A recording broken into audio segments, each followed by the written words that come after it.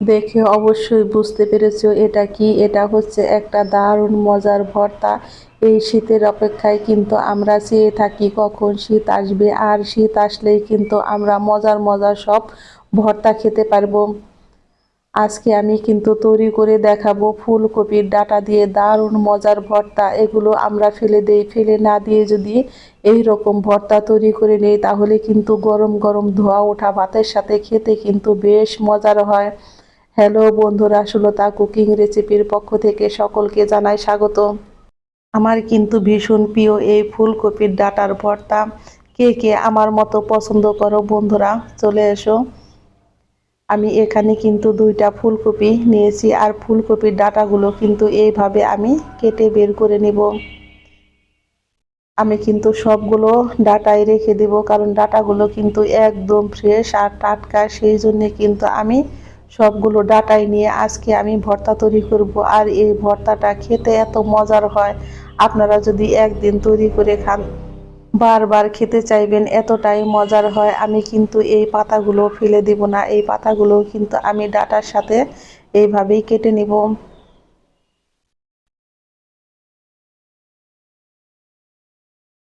আমি এই ডাঁটাগুলোকে কিন্তু ছোট ছোট টুকরো করে এইভাবে বেশ ভালো করে ধুয়ে নেব।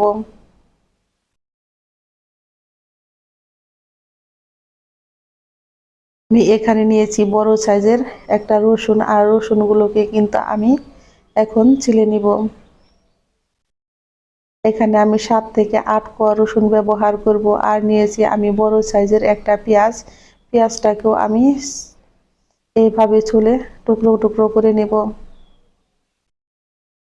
ফুলকপির ডাঁটা দিয়ে কিন্তু এই ভর্তা খেতে হয় দারুণ মজার। চলে যাব প্রস্তুত প্রণালীতে। চুলায় আমি একটা কড়াই বসিয়ে দিয়েছি, এখন দিয়ে দিব ধুয়ে রাখা এই ফুলকপির ডাঁটাগুলো।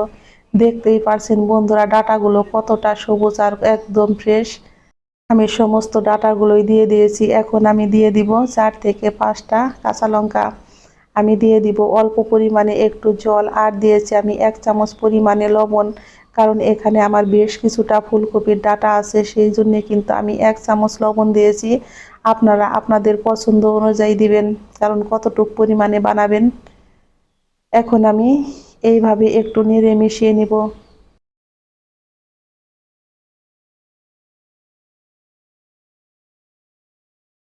এক পর্যায়ে যখন দেখবেন জলটা অনেকটাই কমে গেছে, তখন দিয়ে দিবেন পেঁয়াজ রসুন।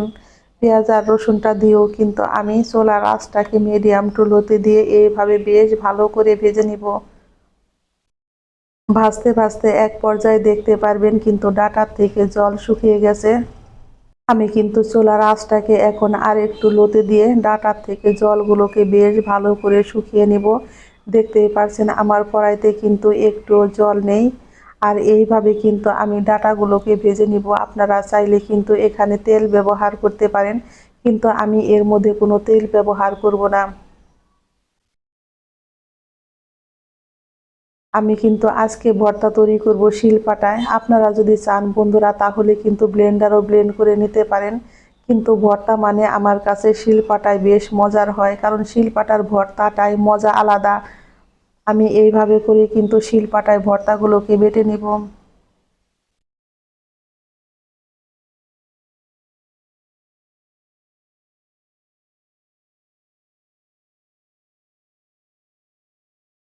আপনারা যদি কখনো এই ফুলকপির ডাঁটার ভর্তা কখনো না খেয়ে থাকেন বন্ধুরা, তাহলে একবার হলেও আপনারা খেয়ে দেখতে পারেন। খেতে হয় কিন্তু দারুণ মজার। বাজারে যে এখন সবজির দাম, আমরা কিন্তু এই ডাঁটাগুলো ফেলে না দিয়ে এইভাবে কিন্তু ভর্তা তৈরি করে নিতে পারি। ডাঁটাগুলো আমার বাটা হয়ে গেছে, এখন আমি এর মধ্যে দিয়েছি 1 মুঠো পরিমাণে ধনিয়া পাতা।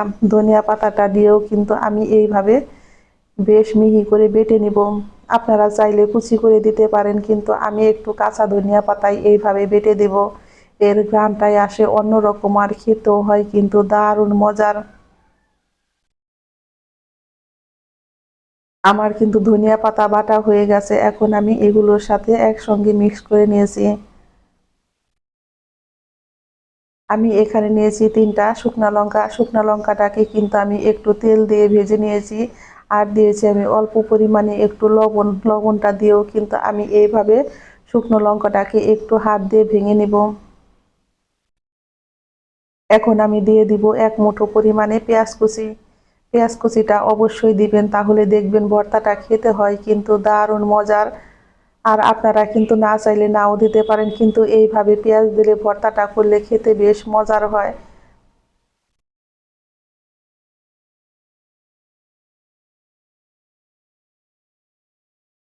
আমি কিন্তু হালকা করে এইভাবে একটু পেঁয়াজটাকে বেটে নিয়েছি।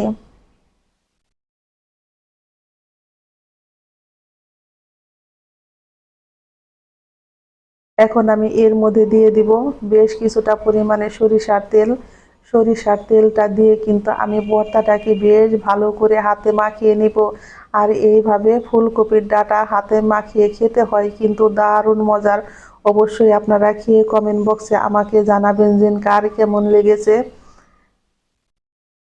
আর আমি লবণটাও দেখে নিয়েছি, একদম ঠিক আছে।